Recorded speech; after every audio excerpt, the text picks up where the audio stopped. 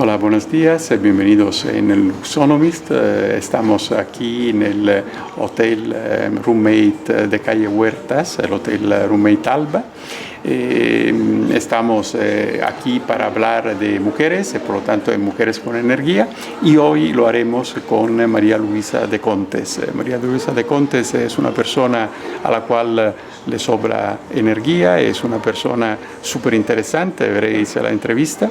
Ella actualmente es secretaria general del Consejo de Administración de Renault, es responsable de RCC en el ámbito de la misma empresa, es presidenta de una asociación hispano-francesa que se llama Mujeres a Venir y tienes otras iniciativas que en el curso de las entrevistas podéis conocer. Por lo tanto, ahora me voy a la habitación donde vamos a hacer la entrevista y nos veremos en muy pocos segundos. Bueno, María Luisa. Buenos días. Buenos días. Qué placer tenerte aquí, hablar un poco de ti. Pues Quiero hablar de ti. Es recíproco, aunque no hablemos de ti como a mí me hubiese gustado. Pero bueno, ya te haré yo una entrevista. Vale. Vamos a preparar. Bueno, yo he hecho una pequeña introducción en la cual he dicho que tú eres una mujer a la cual le sobra energía, ¿no? Yo me he leído un poco tu recorrido personal y profesional y efectivamente de energía tiene muchísima. Bueno. Y tiene una historia además preciosa, muy interesante, ¿no? Y yo quiero hablar un poco de tu historia. El objetivo, como tú sabes, de esta entrevista es contar un poco la experiencia personal para hacer referencias también para otras, sobre todo jóvenes mujeres vale. y tal, ¿no? Entonces, tú has nacido en España, en Sanlúcar de Barrameda, sí, en un sitio estupendo que yo además estuve, conozco. Se come fenomenal. Exacto, es fantástico, fantástico. De sol maravillosa y después se come fenomenal. Exacto. Un langostino con una copa de manzanilla soleada. Absolutamente. O sea, lo recuerdo muy bien. Sí. Entonces, nada, empezamos con tu historia personal. Vale. Es decir, hablando un poco de tu familia. Luego yo sé que a un momento dado te trasladaste a París. Sí. Y entonces, ver, desde el inicio de tu, digamos, cuando eras joven, adolescencia, sí. y cuando decidiste de ir a París, y luego los estudios y tal. Bueno, como quieres que hablemos, y además si se destina a las jóvenes, es importante que las jóvenes sepan que yo desde pequeña, yo nací en una familia muy modesta, de Sanlúcar de Barrameda. Mi padre era viticultor y trabajaba la viña, con lo cual todo el mundo de la viña me lo conozco muy bien, y éramos 5 hermanos. Yo era la mayor y mi padre era un sindicalista que defendía los obreros del campo de Andalucía. Y los agricultores. Y a los agricultores, y que estaba, bueno, era muy activo, y yo lo admiraba mucho. Después, retrospectivamente, digo, tendría que admirar tanto a mi madre como a mi padre, pero claro, yo era la mayor y yo la acompañaba muchísimo. Yo tenía unos 9 años cuando ya yo tomo conciencia de dónde estoy, que es Sanlúcar de Barrameda, que es muy bonito, pero que a mí no me conviene, porque yo desde luego, desde pequeña, por la relación que tengo con mi padre siempre me decía, María Luisa, tú eres una mujer libre.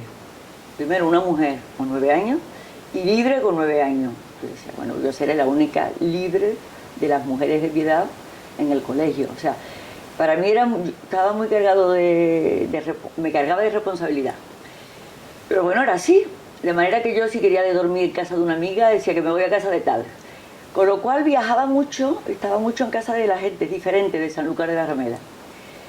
Y bueno, como mi padre era muy conocido, porque hacía unas huelgas generales del campo, de los obreros del campo, mi padre se hizo muy amigo de la duquesa de Medina Sidonia, que tiene un palacio ducal en Sanlúcar de Barrameda, y ella es de Sanlúcar de Barrameda.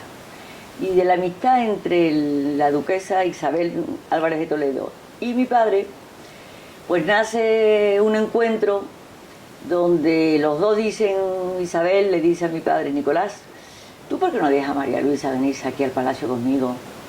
A mí me han retirado mis hijos porque ella era lesbiana y Los hijos se fueron con el padre, ¿no? Eran muy pequeñitos, además, ella el último yo creo que lo dejó con 3 años. Yo vivo un momento difícil, tú tienes 5 hijos, ella es muy lista, le gustan los estudios. Aquí tiene 50 habitaciones, los cuartos de baño que quiere, y además yo tengo 20 personas en el palacio para cuidar el palacio que se van a cuidar a tu hija mejor que nadie. Mi padre dice, yo es que nunca he decidido por mi hija, ella es la que decide. Entonces Isabel me dice, pero María Luisa, ¿tú no ves...? Digo, bueno, yo no lo veo mal, porque además la casa de mis padres está a 200 metros, yo puedo ir a ver a mi madre y a mi padre, o ellos vienen, porque casi todas las reuniones, en aquel momento estaban prohibidas las reuniones, reunirse más de 10 personas con las leyes franquistas.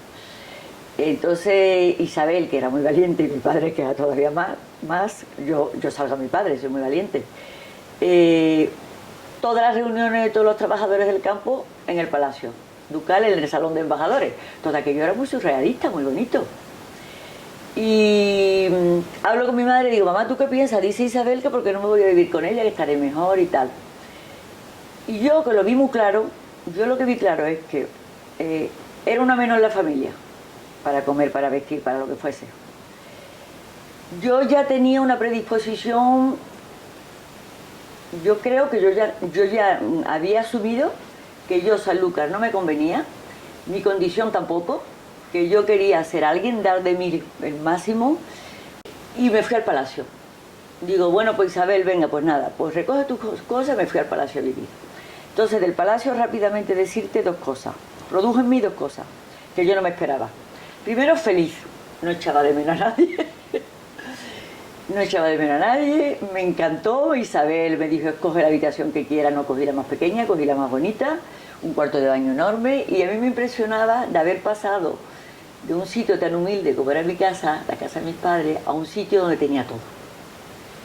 Personas que te servían, yo comía. Claro, o sea, la diferencia era... Es total. decir, pasar de la miseria Sí, a la riqueza, entre comillas, ¿no? Y ella invitaba a mucha gente diferente, anarquista, comunista, pero también a gente de la nobleza. Y la verdad es que me adapté muy bien y estaba feliz. Más tarde llego a París y ya termino mi carrera y tal. Porque claro, ¿por qué me voy a París? ¿Por qué te vas a París? Claro, Vamos a ver. Isabel y mi padre son 2 revolucionarios a su manera, juntos, amigos. Que se ocupan muy bien de mí. La verdad es que yo tampoco necesitaba mucho que se ocupasen de mí porque yo tenía muy claro lo que yo quería hacer.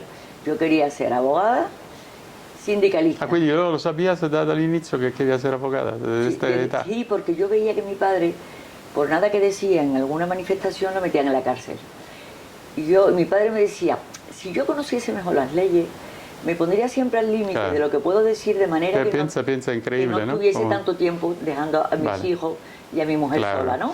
Entonces él tenía... Isabel, por otra parte, empezó a escribir.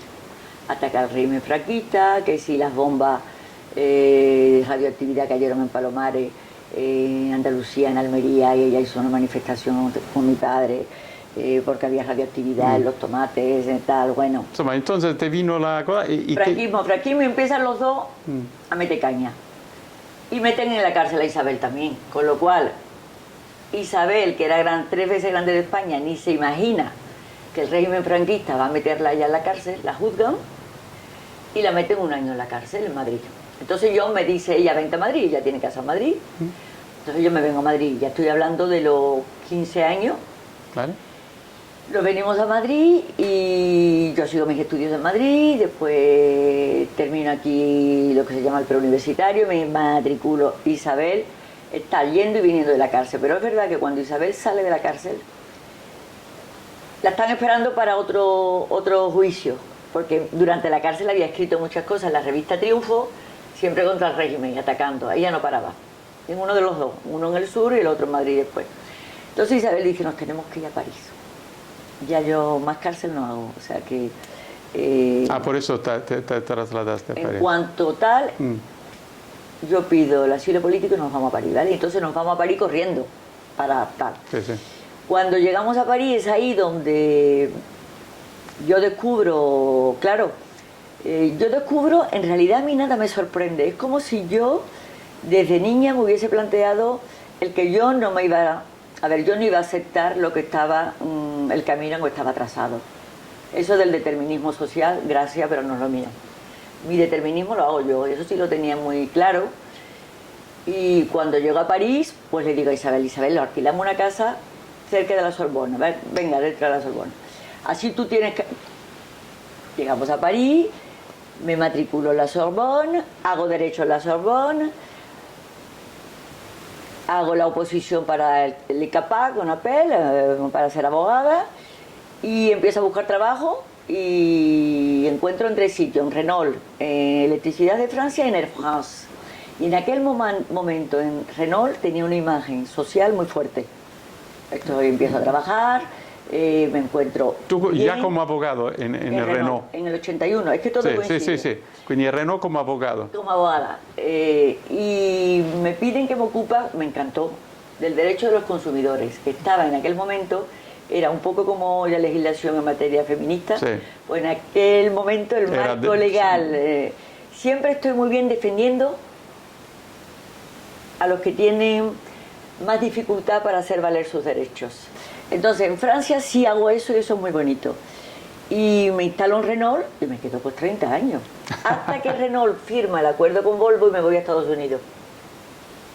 Y eso fue también muy bonito porque el secretario general de Renault, imagínate Giuseppe, que en París todo el mundo quiere irse a Nueva York. Quiero decir, los directivos como yo, que yo fui alta directiva con 38 años, que es un estatuto que te da Renault en general a poca gente, pero cuando tienes 55. A mí me lo dieron con 38. Desde los 38 años hasta ahora yo no he cambiado de estatuto, o sea que ya lo tenía con 38 años. Pues había mucha gente, muchos hombres, sobre todo. Pero le caigo muy bien, y eso en mi vida siempre ha tenido, le caigo muy bien o trabajo muy bien o lo que quieras, al secretario general del grupo Renault, Monsieur Stret, que dice, no, yo quiero que sea María Luisa la que se vaya a Estados Unidos con Volvo. Yo tenía ya un hijo, Nicolás, un marido, Volvo de Conte, y yo digo, pues yo, Monsieur Stret, cuando usted quiera, preparada, y me voy a Nueva York. ¿Con la familia o sin familia? Le digo a mi marido, ¿tú cómo lo ves? Y dice, hombre, yo veo que ya tú eres francesa, te falta la dimensión internacional. Claro, internacional. Y eso te lo da Estados Unidos, eso no te lo da ni siquiera Inglaterra, eso te lo da Estados Unidos. Yo me ocuparé, como se había ocupado toda su vida de su hijo, porque yo no tenía tiempo. Claro. Porque eso yo le digo, siguió pues siguió ocupándose. ocupándose, que los hijos tienen un padre y una madre. Claro. A ver si las mujeres ya se lo tienen en cuenta de una vez. Claro. Tienen un padre y una madre, y los padres se ocupan igual de bien que la madre o mejor, sobre todo cuando la madre no tiene tiempo. Entonces, bueno, me dice, tú te vas que ya yo me las arreglaré. Llego a Nueva York, todo muy bien, pero claro, digo, sería genial para mi hijo, que tenía 14 años, digo, sería genial para Nicolás, que es francés, que venga aquí, que se abra. Claramente. Francia es así, tú lo sabes. Francia está muy bien. Sí, pero un poco cerrada. Pero eres francés ante todo. Pues no, oye, no te da la dimensión de ciudadanía internacional. Ciudadana del mundo me lo dio Nueva York. Claro. Entonces le digo y entonces mi marido, que estaba dando clase de filosofía, me dice, es que a mí me interesa. Pido una excedencia y vengo a verte cada 15 días. Con lo cual todo se pone en marcha y la verdad es que cuando se rompe al cabo de los 3 años de la alianza Renault y Volvo, hoy tenemos problemas con Nissan, ¿no? Pues casi de la misma índole lo tuvimos Sí, con Volvo. el fabricante Volvo, cuando el gobierno sueco se da cuenta que Renault al final 15-30% del capital pertenece al Estado francés y que Volvo, la marca Volvo, va a ser francesa. Entonces entran todos estos... Intención. Sí, político, sentimientos de patriotismo, todo, mi marca, porque yo después me fui a Göteborg a hablar con los suecos y yo veía que lo que no soportaban era que Francia liderara el proyecto. Liderara ese proyecto y que Volvo iba a venir a ser francés, vamos. Yo soy lo que soy, pues gracias a mi familia, gracias a Francia y gracias a Renault. Y te quería hacer una ultimísima pregunta porque ha sido súper interesante además. ¿No he ido demasiado rápida? No, ha sido perfecto, estamos con los tiempos ya tenemos que acabar, pero sí, me encantaría que tú dijeras dos cositas, digamos, a resumen un poco de tu historia personal para las jóvenes mujeres. Que aunque la generación ha cambiado, estamos ya sí, en un pero mundo de completamente sí lo distinto. necesito. Pero dos palabras, dos, Dos. porque tenemos que No cerrar. renunciar a nada.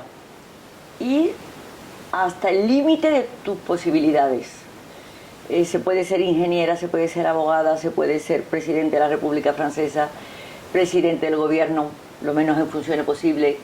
Las mujeres, las jóvenes, tienen que, y se lo tienen que plantear desde pequeña, porque yo desde pequeña sabía, y yo lo tenía muy difícil.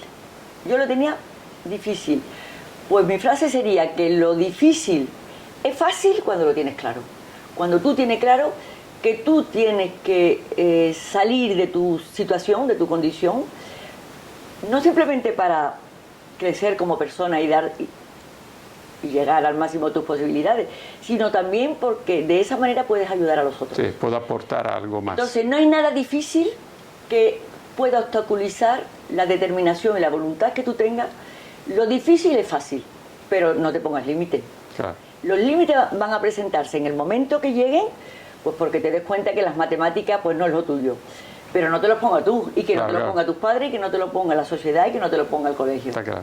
Esa es una de las conclusiones. La otra, nunca someterse. Nadie es más que tú, ni menos que tú.